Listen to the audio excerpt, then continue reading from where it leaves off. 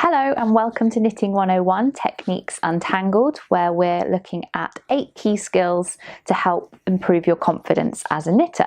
Today we're going to tackle swatching. It's something that we all know we should be doing but often skip. By the end of this video, I hope to convince you to swatch for every project.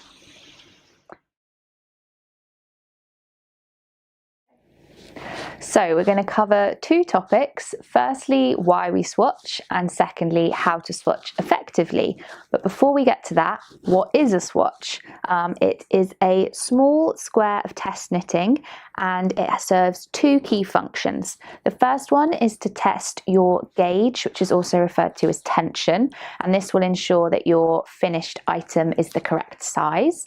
And the second reason to swatch is to get a feel for the fabric you're creating and making sure that you like how it looks and feels.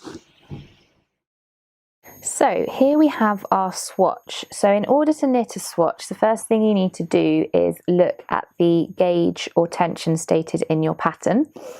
So for this pattern, it states that you need 22 stitches and 30 rows over 10 centimeters or 4 inches. And that's the standard way of writing it in a pattern. It's best to double check this though, because sometimes they give the gauge or tension over 1 inch.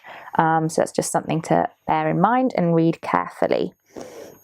So what we did here is, in order to have enough of a swatch to measure, you need to knit a slightly bigger square than those numbers stated. And the other thing I would suggest doing is this border, just so that the swatch sits flat once you come to count it.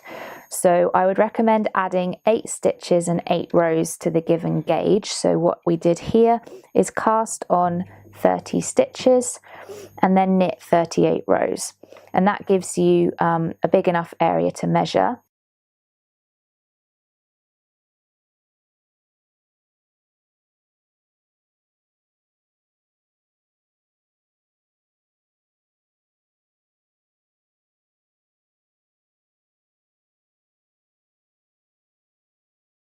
And that will give you the border. The middle section is stockinette or whatever your pattern suggests. So it might say to do it in a rib or often a stockinette. Okay, so now you're going to need your tape measure and you're going to place that on your swatch. And I normally start by counting the stitches. As I said, this is the more important measurement. So you can see we're up to 10 centimeters here. So we're going to count how many stitches are in that middle section. So, and they're in V's if you can see. So that is 1 stitch, 2, 3, 4. So the stitches are in pairs for the V's like that. So that is 1 stitch. 5, 6, 7, 8, 9, 10, 11, 12, 13, 14, 15, 16, 17, 18, 19, 20, 21, 22.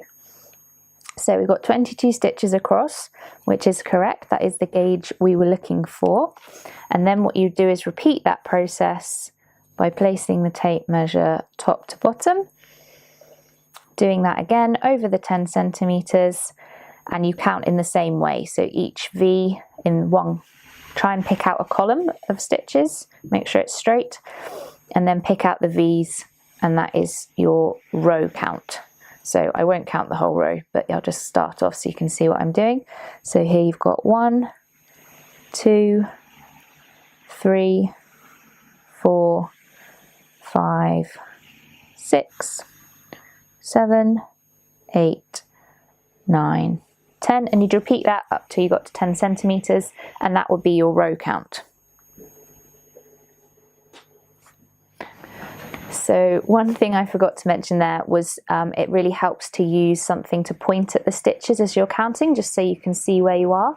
So this is a cable needle from Coco Knits, nice bamboo one. You can also use a double pointed needle, just anything that allows you to pick out the stitches as you're counting. So now that you've got your row count and your stitch count, you need to see if it matches up to your pattern. So we ended up with 22 stitches and 30 rows, and that is correct. That is the gauge I was after. And if that's the case, then you would carry on with that size needle.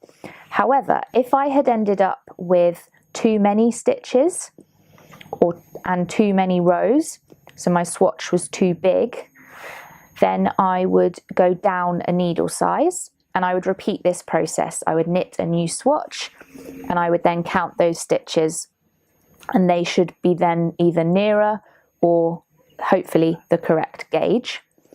On the flip side, if you don't have enough stitches and you don't have enough rows, that means your swatch is going to be too small and you're going to need to go up a needle size. And once again, repeat the process and hope that that time you get gauge. And you keep going through this until you end up with the right number of stitches and rows. As I said before, it's far more important to get your stitch count correct. And if you imagine that this is a jumper, this measurement across that you're knitting is going to be the how your jumper fits round you, so round your arms, round your bust, and that is the measurement that's really important that it fits. Your row count is more linked to the length of your jumper or your sleeves, and that is something you can adjust for much more easily when you're knitting. So if you end up with too many stitches going across, you're going to get a baggy jumper, and if you have too few, it's going to be really tight and stretched when you try it on, which is not what you want, and you can avoid that by getting the right needle size at the beginning.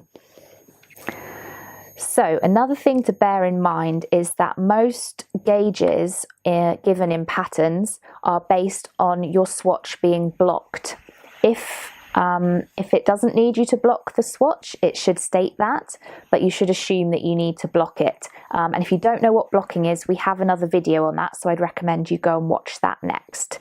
The other reason to wash or block your sample is if your design has something like this colourwork and you're using two very contrasting colours, it's a great opportunity to check that the darker colour doesn't bleed when washed, because you can imagine if you'd knit the whole jumper and then you wash it and this bled, you'd be really gutted. So it's great to just test out the dye fastness right at the beginning. So if you are substituting yarn in your pattern, so you're not using the yarn suggested and you've picked something slightly different, it is doubly important to swatch, and these two swatches here prove that perfectly. So these were both knit on 4mm needles and they are both double knit yarns.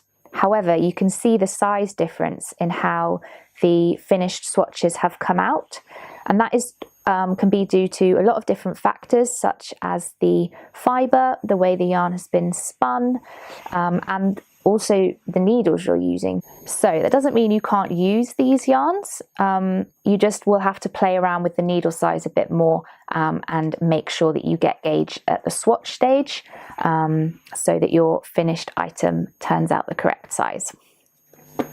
So the final reason to swatch that I mentioned earlier was to get a feel for the fabric you're making. So these are both knit in the same yarn. This is Issachar Spinny, and you can see that they've turned out quite differently because of the different stitch patterns used. This one's a lot drapier and this one's got a lot more structure to it. So that's just something to bear in mind and to look out for when you're swatching.